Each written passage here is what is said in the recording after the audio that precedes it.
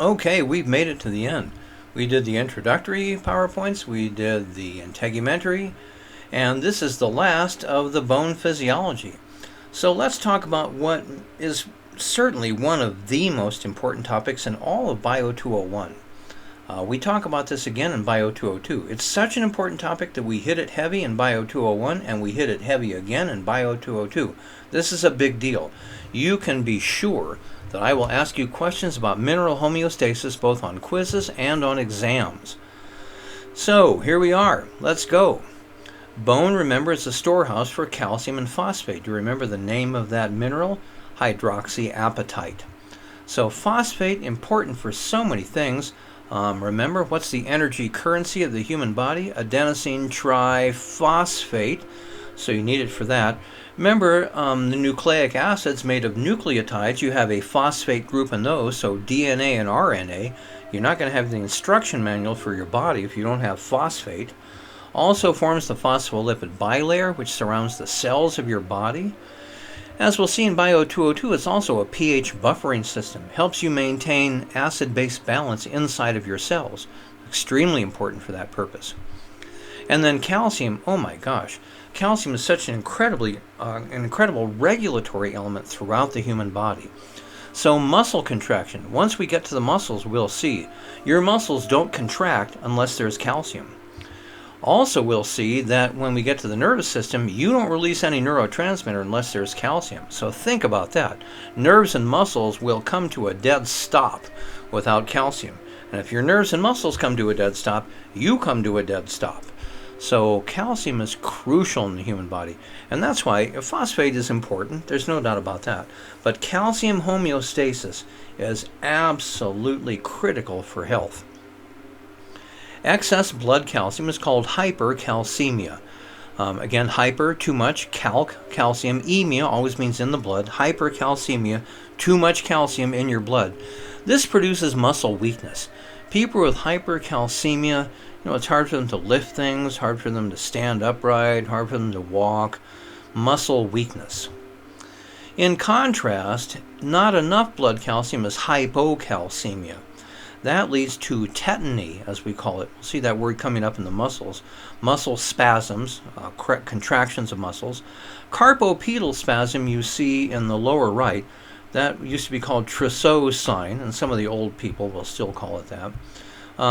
What happens is the muscles on the anterior side of your forearm are more powerful than the muscles on the posterior side. So if all the muscles in your lower arm start contracting simultaneously, the anterior muscles, the flexor muscles, will overpower the extensor muscles on the posterior side, and you will end up with your wrist bent and your fingers contracted as well. That's called carpopedal spasm. Now, that's important. It's not life-threatening, but laryngospasm is life-threatening. The muscles in your throat can actually spasm and lock up and prevent you from breathing. So one of my former students, when she was in nursing school, she was one of my top students, and she was one of the top students in her nursing class as well.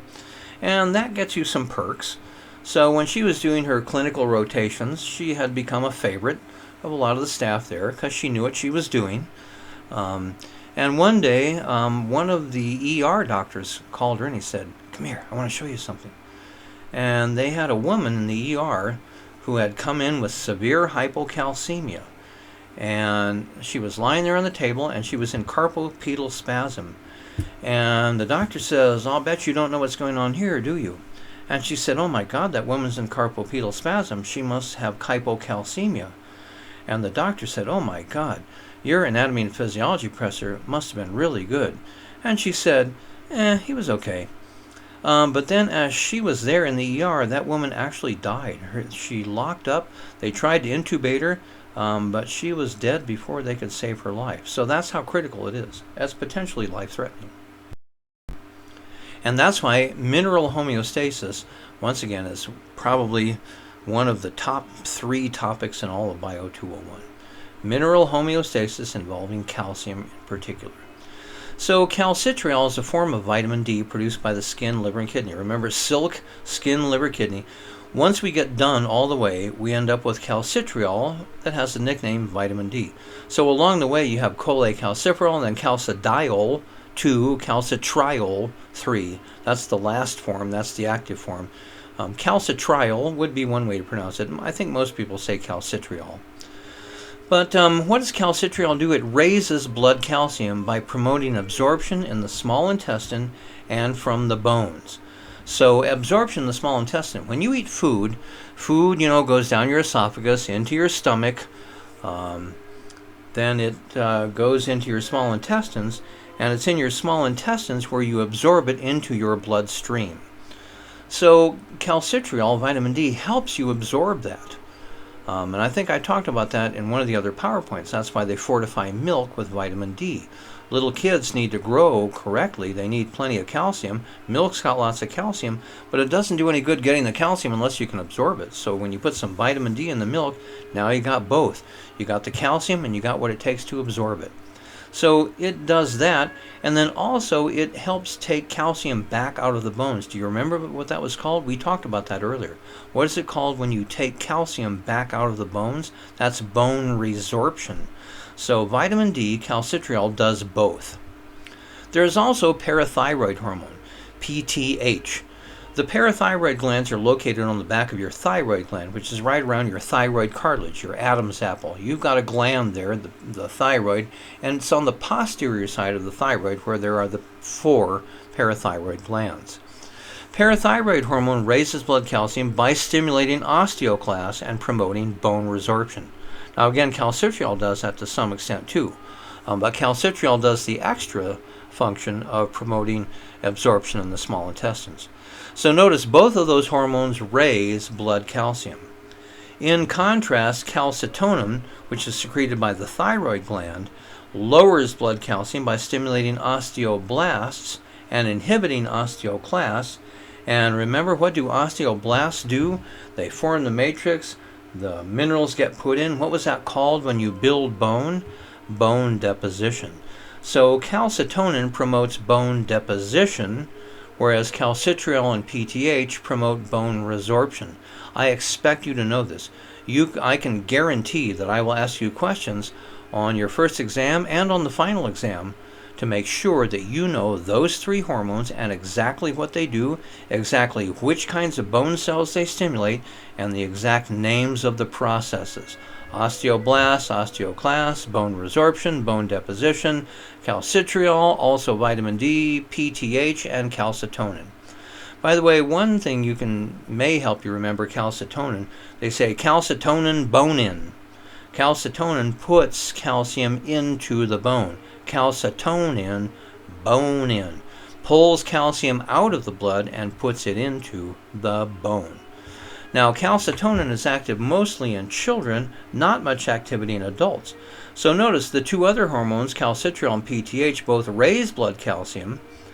Calcitonin lowers blood calcium. If calcitonin is not active in adults, how the heck can adults lower their blood calcium?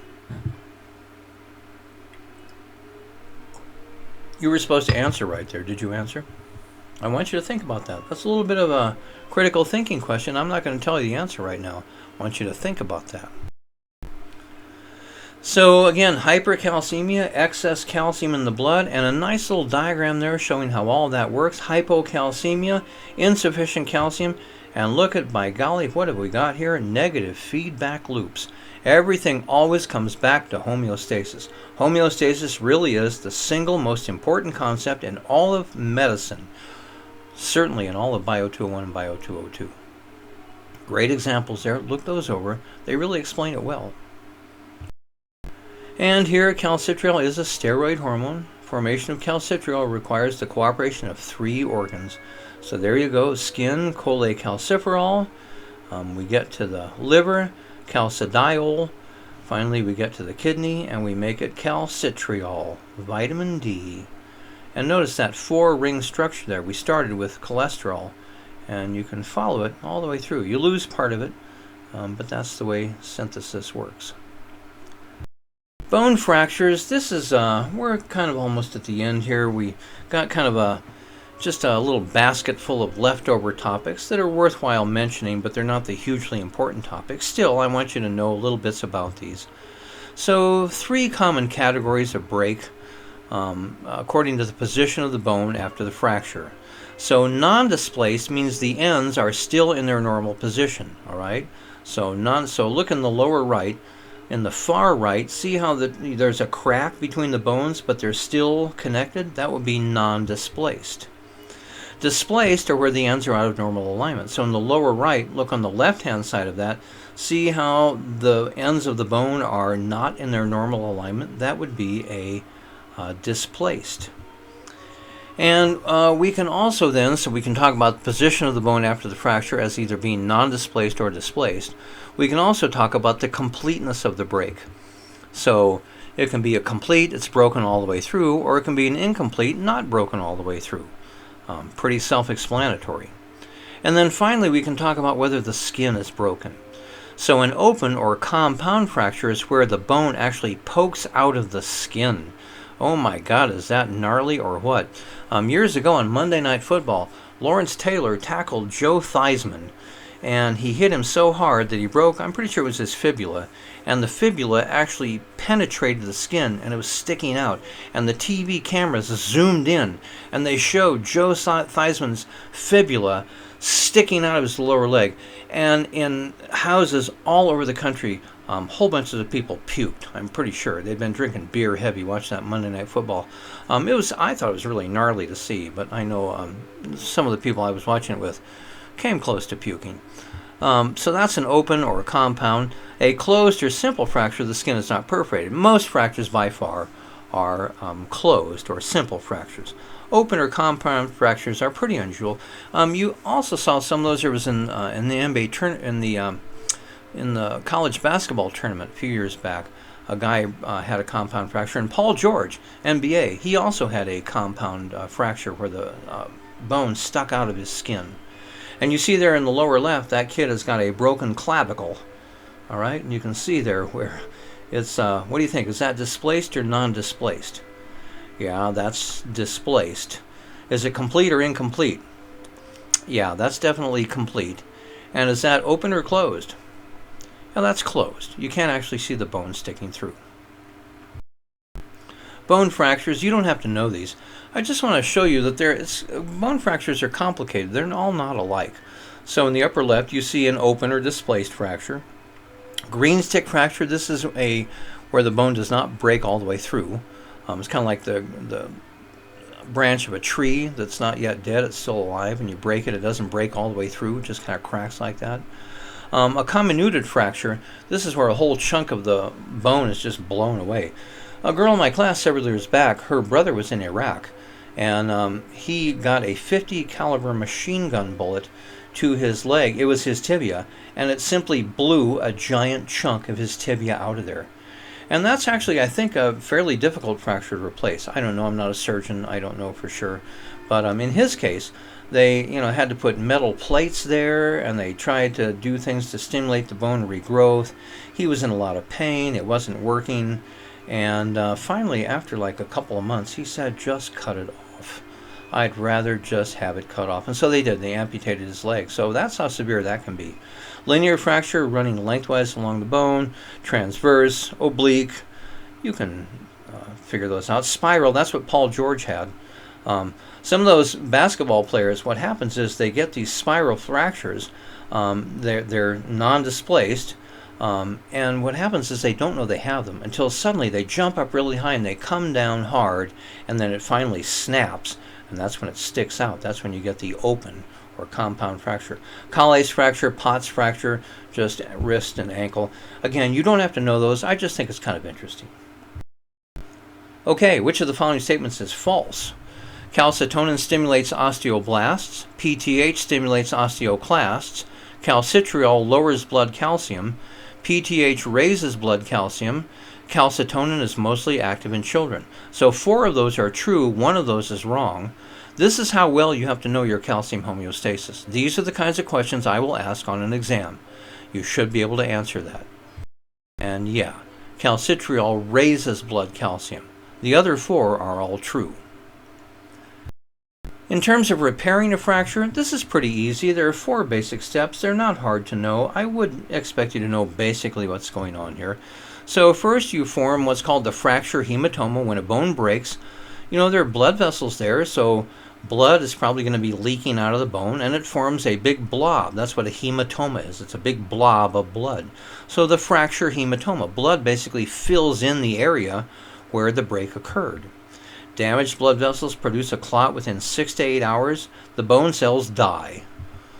Inflammation brings in phagocytic cells like macrophages for cleanup duty. So they gobble up all the old dead bone cells, and then new capillaries start growing into the damaged area. What happens next? Well, how were most bones in your body made? They were made by endochondral ossification. So next you get what's called the fibrocartilaginous callus. So the fracture hematoma, the big blob of blood, turns into a big blob of cartilage. Fibroblasts invade the fracture site, lay down collagen fibers. Chondroblasts produce fibrocartilage to span the broken ends of the bone, and you get a big mass of cartilage in there. And what do you suppose is going to happen next? What do you suppose is going to happen to the fibrocartilaginous callus? Yeah, it turns into the bony callus. As ossification takes place, the cartilage turns into bone. Osteoblasts secrete spongy bone that joins the 2 broken ends of the bone together, lasts for 3 to 4 months, and then it's pretty much completely healed. What can happen at this point is look over in the number 4 on the top right. You may end up with a little bit too much bone there. So what do? Well, you have to sand it down, just like you would do with, making things. So it used to be in the old days when your car would get hit, you get dents, you'd fill it in with Bondo. Then you have to take sandpaper and sand it down in order to make it smooth again. So that's called bone remodeling. Compact bone replaces the spongy bone in the bony callus, and then the surface has to be sanded down, basically, in order to go back to a nice, smooth, continuous layer. All right, pretty easy. 4 steps. And exercise in bone tissue. Within limits, bone has the ability to alter its strength in response to mechanical stress by increasing deposition of mineral salts and production of collagen fibers. This is called Wolff's Law. And to put it in simpler terms, it means that the more you work a bone, the stronger it gets. So that's why exercise is so important. Not only the cardiovascular benefits of exercise, but it makes your bones stronger, all right? And it starts early in life. The more exercise you do, the stronger your bones get. When you remove mechanical stress, the bones get weak, and that can cause a loss of bone mineral and collagen reduction. This is one of the problems they have with astronauts. They go into space where there's very reduced gravity. It's not down to 0, but it's very, very small. And so it takes the stress off their bones, and astronauts come back to Earth. Before they first knew this, like people would be up there in the space station for a couple months or whatever, they would come back and they could barely walk. Their bones were so weak. So now they have to have complicated weight machines in space, because remember, weights don't work. The gravity is not going to do it. You have to have very complicated machines, but astronauts have to do that. They have to strengthen their bones while they're up there. Otherwise, when they come back, they'll have significant bone loss. So astronauts in space, it also happens when you're in a cast. When I was a little kid, I broke my arm, my right arm, and they put it in a cast. And I noticed when they took the cast off, my right arm looked little, small, and tiny compared to my left arm. I had lost muscle and bone mass out of my right arm while the cast was on for 6 weeks or whatever. And this will happen, those of you going to nursing. Yeah, I got the vid. Bedridden patients. If you ever saw, what was that movie with Uma Thurman and David Carradine, Kill Bill? She was in a coma, and she came out, and then she, within a matter of like a few minutes, she was walking around again. No, it doesn't work that way. It takes a while to strengthen up again. So bedridden patients will get weak bones. Weight-bearing activities such as walking, moderate weightlifting help build and retain bone mass. So that's what you do. The lower right illustration there, that's me a couple years ago. I was working out a lot. I still had hair. And osteoporosis. Look at the word, osteobone, porosis, porous. You have porous bones. You've got holes in your bones. So this is a decreased bone mass resulting in porous bones. Who's at risk? White, thin, menopausal females, all right? That's the classic. As women get older, they stop secreting estrogen needed for bone health, and so their bones get weak and brittle. Athletes who are not menstruating due to decreased body fat and decreased estrogen levels. This is a kind of a controversial topic. Those girl gymnasts, they're like 12 years old and they're doing all that crazy stuff, flipping through the air and stuff. Have you noticed they break ankles and stuff a lot? Now, of course, if you flip through the air and land on your feet, you're much more likely to break an ankle. But in some cases, those girls are prepubescent, or they're on the verge of puberty. What will happen is when athletes are working out hard, they stop menstruating and they have decreased body fat and decreased estrogen levels, and their bones get weaker. This is something that's been debated in the athletic and medical communities. People who are allergic to milk or with eating disorders have intake of calcium that's too low. Smoking and drinking, family history, also risks. Smoking increases your risk of virtually everything that's bad. Prevention or decrease in severity, so adequate diet, make sure you got lots of calcium, weight-bearing exercise, calcium supplements, and possibly estrogen replacement therapy. Again, they stopped doing that in a lot of cases because it seemed to increase risk of bone cancer. But behavior when you're young may be some of the most important. Being in good shape and being active when you're young helps you when you get older. So you can see in the lower left there, one of the places it happens a lot is in the cervical vertebrae. Because remember, those are basically holding up the head. And as osteoporosis happens, see on the right, you can see normal trabeculae on the top, and you can see osteoporotic trabeculae on the bottom. Yeah, the bone really starts to deteriorate. And so what happens is those cervical vertebrae start to deteriorate, and old women can't hold their head up. When you see in that diagram on the bottom in the middle, 35, 55, 65, you see all those ladies walking around hunched over with their head hung down. That's kind of a classic sign of osteoporosis. But it is treatable. Vitamin D, calcium supplements, that may help. And some weight-bearing activity to the extent you can. Okay, so we're done. We have finished section 1 of the semester. You're now ready to take your first exam. Suerte!